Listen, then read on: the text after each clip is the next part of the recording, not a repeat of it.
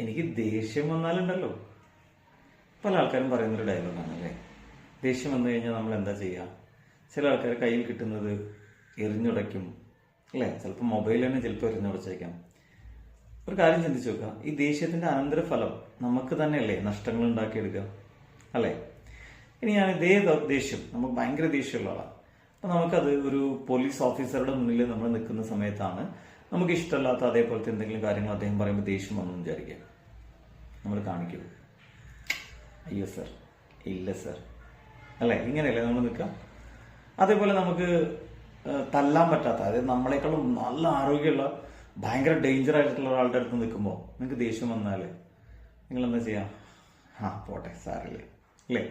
അപ്പൊ ഈ ദേഷ്യം എന്ന് പറയുന്ന വികാരം നമ്മൾ എവിടെ കാണിക്കുക? നമുക്ക് കാണിക്കാൻ പറ്റുമെന്നുള്ളിടത്തും നമ്മൾ കാണിച്ചാൽ തിരിച്ച് പ്രതികരിക്കില്ല